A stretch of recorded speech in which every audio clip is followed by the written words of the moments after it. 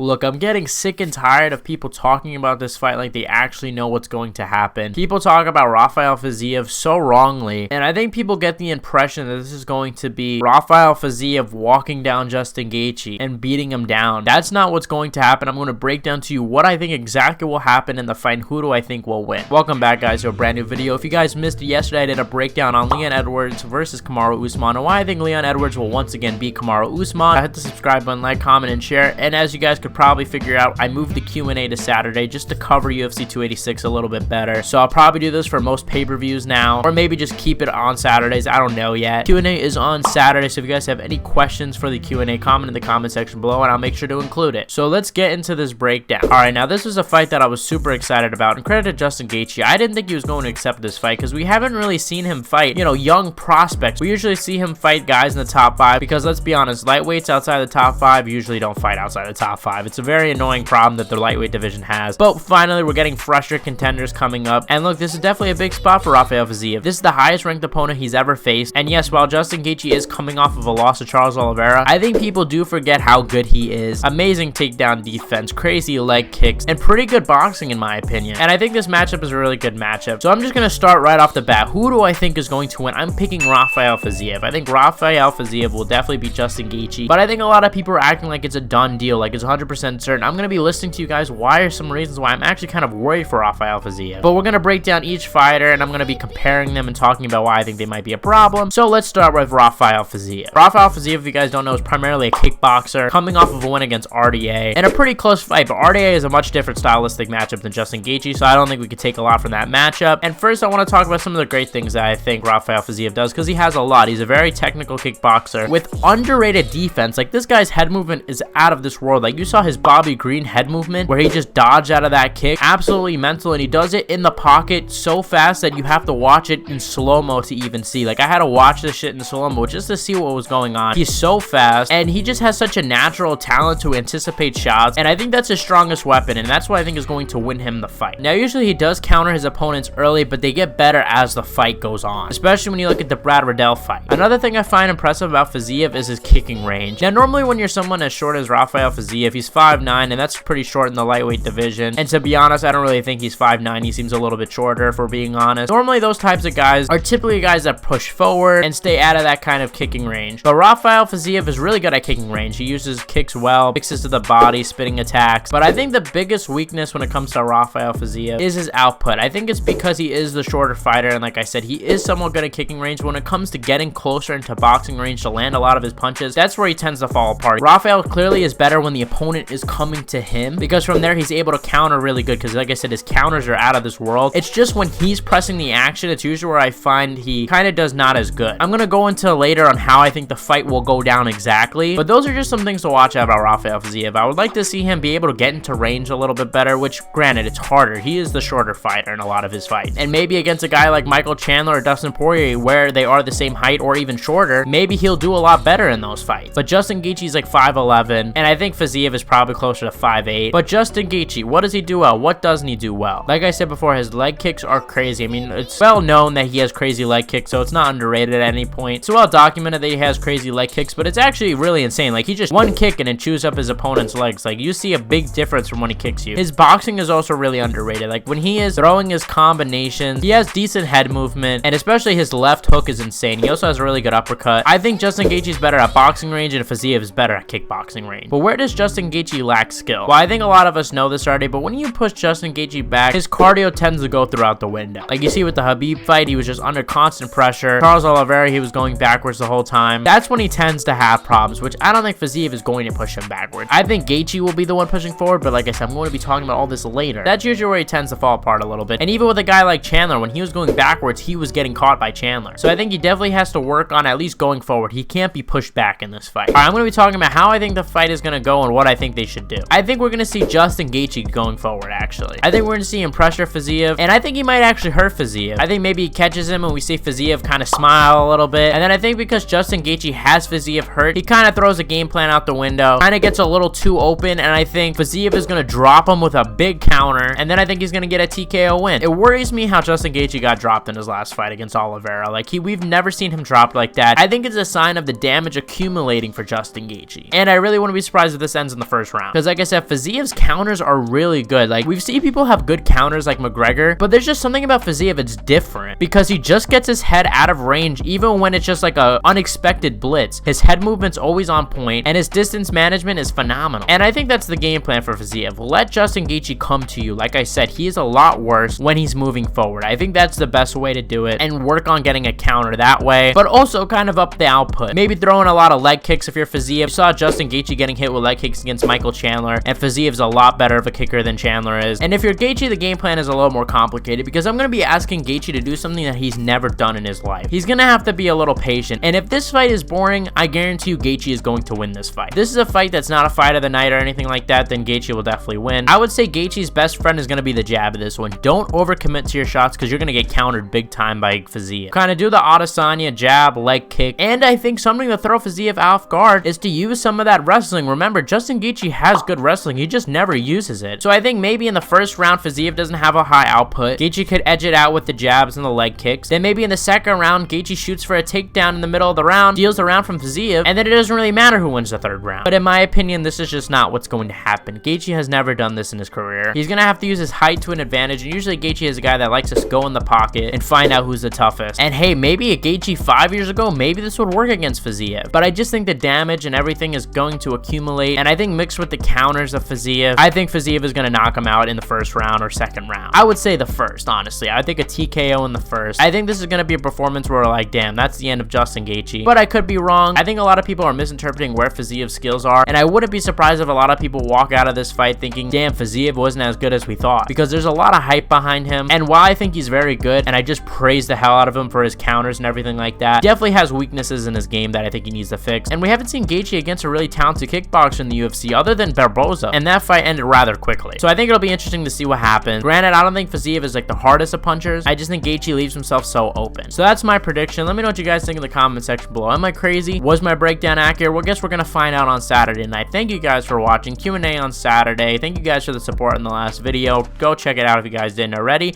and I'll see you guys in the next one.